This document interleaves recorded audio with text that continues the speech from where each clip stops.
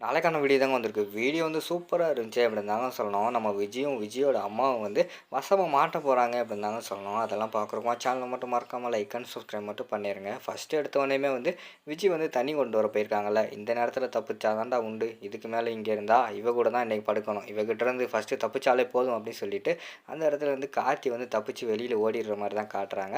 விஜய் வந்து போய் தண்ணியெல்லாம் கொண்டு வராங்க. தண்ணி கொண்டு வந்துட்டு வீட்டுக்குள்ளே வந்துட்டு மாமா அப்படிங்கிற மாதிரி கூப்பிடுறாங்க. அவங்க வந்து ஆளை காணும். என்ன மாமா இங்கே தானே உட்காந்துருந்தாரு, ரூமுக்குள்ளே உட்காந்துட்டு தாகமாக இருக்குது தண்ணி கொண்டு வான்னு சொல்லிட்டு ஆளை காணோம். ஓ, கதை அப்படி போகுதோ, என்னை தண்ணி கொண்டு வர சொல்லிட்டு மறுபடியும் அந்த பிருந்தா கூட டூயட் பாட போயிட்டீங்களா மாமா, நான் இருக்கிற வரைக்கும் அது எதுவுமே நடக்காது அப்படிங்கிற மாதிரி சொல்லிக்கிட்டு இருக்காங்க.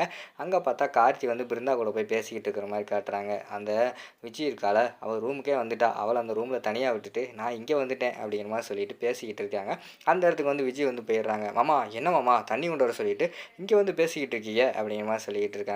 அதுவா விஜய், அது வந்து பிருந்தா வந்து ஏதோ பயமாக இருக்குது, ஏதோ இருட்டில் வந்து பார்த்துட்டா போல், அதான் இங்கே வந்தேன் அப்படிங்கிற மாதிரி சொல்கிறாங்க. அதெல்லாம் ஒன்றும் பார்த்துருக்க மாட்டா, உங்களை வளைச்சி போடுறதுக்காக இங்கெல்லாம் வர சொல்லியிருப்பா, ஒழுங்கா வாங்க மாமா அப்படின்னு சொல்லிட்டு அந்த இடத்துல இருந்து அவங்கள வந்து பிரித்து கூட்டு போகிற மாதிரி தான் காட்டுறாங்க. இந்த பக்கம் பார்த்துக்கிட்டோம்னா நம்ம இவங்க இருக்காங்கல்ல, விஜயோட அம்மா, அவங்களுக்கு வந்து பசி ஓவர் ஆயிடுச்சு. மறுநாள் காலையில் விடிஞ்ச உடனேயுமே என்னடா பசி வந்து இப்படி வந்து வாட்டி வதச்சிக்கிட்டு இருக்கு, நமக்கு என்ன சாப்பாடு கொண்டு வருவாளா கொண்டு வர மாட்டாளா, நம்மளுக்கு மறந்துட்டாலோ அப்படிங்கிற மாதிரி சொல்லி யோசிச்சுக்கிட்டே இருக்காங்க. அந்த நேரத்தில் நம்ம விஜய்க்கு வந்து ஞாபகம் வருது, ஐயோ அம்மா வேட்ட ரூமில் இருக்காங்களே என்ன பண்ணுறது அப்படின்னு சொல்லிட்டு அந்த இடத்துல இருந்து மெதுவாக போகிறாங்க. போய் கதவை திறக்காங்க. ஏய் என்னடி பண்ணிக்கிட்டு இருக்க, இவ்வளோ நேரமாக வந்து சாப்பாடுக்காக நான் எவ்வளோ நேரம் வெயிட் பண்ணுறது, ஒழுங்காக போய் சாப்பாடு கொண்டு வாடி அப்படிங்கிற மாதிரி சொல்லிட்டு இருக்காங்க. என்னம்மா நீ இங்கே உட்காந்துக்கிட்டு பெரிய சவடாலாம் பேசிக்கிட்டு இருக்க, நானே இந்த வீட்டில் வந்து எப்போ மாட்டுவேன்னு தெரியாது, நீ வேறு வந்து உட்காந்துக்கிட்டு அது வேணும் இது வேணும் கேட்டுக்கிட்டு இருக்க, இருமா சாப்பிட்டு கொண்டு வரேன் அப்படிங்கிற மாதிரி சொல்லிட்டு வெளியில் வராங்க. என்னடா பண்ணுறது அப்படின்னு சொல்லிட்டு யோசிச்சுக்கிட்டே இருக்காங்க. எல்லாருமே சப்பாத்தியை வந்து சாப்பிட்டுக்கிட்டு இருக்காங்க. யாருக்குமே தெரியாமல் 2 சப்பாத்தி அப்படியே நைஸாக சுருட்டி அவங்க முந்தானைக்குள்ளே வந்து ஒளிச்சு வச்சுக்கிறாங்க. ஒளிச்சு வச்சுக்கிட்டு மெதுவாக வராங்க. வந்தவொடனே அவங்க அம்மா கிட்ட வந்து கொடுக்காங்க. இந்தாம்மா இதை சாப்பிடு, இதுதான் இன்னைக்கு கிடச்சது அப்படிங்கிற மாதிரி சொல்கிறாங்க. ஏய் என்னடி வெறும் சப்பாத்தி மட்டும் கொண்டு வந்திருக்க, வேறு எதுவும் கிடையாதா, நான் வந்து உங்கள் வீட்டுக்கு வந்தால் நீ வந்து நல்லா சமைச்சு போடுவ, கறி முட்டை மட்டன் எல்லாம் சமைச்சு போடுவேன்னு சொல்லிட்டு ஆசையோடு வந்தால் இப்படியெல்லாம் பண்ணிக்கிட்டு இருக்க அப்படிங்கிற மாதிரி சொல்லிக்கிட்டு இருக்காங்க. ஆமாம், நீ இந்த வீட்டுக்கு வந்து விருந்துக்குள்ளே வந்திருக்க, உனக்கு வந்து தலைவாழையை வெட்டி நல்லா சமைச்சு போடுவாங்க, பேசாமல் கொடுக்குறத சாப்பிட்டுட்டு ஒழுங்காக அந்த ரூமில் அடைஞ்சு கடை. இங்கே பாரு, நீ என்னமோ பண்ணுறத பார்த்தா கூடிய சீக்கிரம் நானும் மாட்டிக்கிடுவேன் போலையே. நான் வந்து எதுக்கு இந்த வீட்டுக்கு வந்தேன், இந்த குடும்பத்தை பழி வாங்கணும், அதுக்காக வந்திருக்கேன். நீ இங்கே வந்துக்கிட்டு என்னையும் மாட்டி விட்டேன்னா நான் அம்மா கூட பார்க்க மாட்டேன், உன்னையும் வந்து போட்டு தள்ளிடுவேன் அப்படிங்கிற மாதிரி சொல்லிக்கிட்டு இருக்காங்க.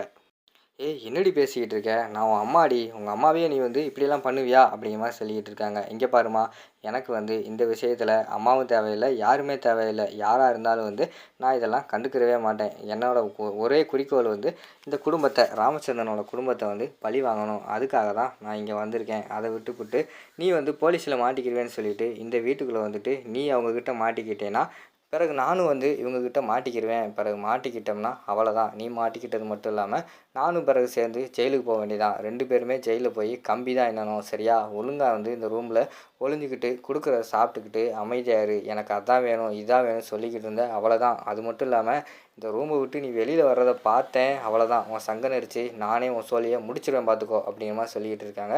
ஏய் நான் உன் அம்மாடி, என்னையுமே இப்படிலாம் பேசிக்கிட்டு இருக்க அப்படிங்கிற மாதிரி சொல்கிறாங்க. எனக்கு வந்து இப்போ அம்மாவும் தேவை கிடையாது, வேறு யாருமே தேவை கிடையாது. எனக்கு வந்து அந்த குடும்பத்தை பழி வாங்கணும், அவ்வளோதான். அதுதான் என்னோடய முதல் குறிக்கோளாக இருக்குது, சரியா? ஒழுங்காக மூடிட்டுரு. நான் வந்து டயத்துக்கு டயம் வந்து உனக்கு கரெக்டாக சாப்பாடு கொண்டு வந்து கொடுத்துருவேன். அதை சாப்பிட்டுட்டு ஒழுங்காக அந்த ரூமுக்குள்ளே அடங்கி இருக்கன்னா இரு, இல்லைன்னா அந்த ரூமை விட்டு வெளியில் போய் போலீஸ்கிட்ட மாட்டிக்கோ, எனக்கு கவலை கிடையாது. நீ இந்த குடும்பத்தில் மட்டும் மாட்டிக்கிறவே கூடாது அப்படிங்கிற மாதிரி சொல்லிகிட்டு இருக்காங்க நம்ம விஜய் வந்து. ஆனால் குடும்பத்தில் வந்து எல்லாத்துக்குமே வந்து டவுட் வர ஆரம்பிச்சிருது. நம்ம மாறன் வந்து விஜய் எதுக்கு அடிக்கடி இந்த இந்த ஏரியா பக்கம் போயிட்டு வரா, அங்கே வந்து ஸ்டோர் ரூம் தானே இருக்குது, அந்த இடத்துக்கு இவளுக்கு என்ன சொல்லி அப்படின்னு சொல்லிட்டு அவங்க ஒரு பக்கம் யோசிக்க ஆரம்பிச்சிடுறாங்க. கண்மணிக்கு தெரிஞ்சு போயிடுது, என்னடா இவ வந்து நைஸாக வந்து சப்பாத்தியை தூக்கிட்டு வெளியில் போகிறா, யார் கொண்டு போகிறா அப்படின்னு சொல்லிட்டு அவங்க ஒரு பக்கம் யோசிக்க ஆரம்பிச்சிடுறாங்க. அதோட பார்த்துக்கிட்டிங்கன்னா இந்த வீடியோ வந்து முடிச்சிடுறாங்க.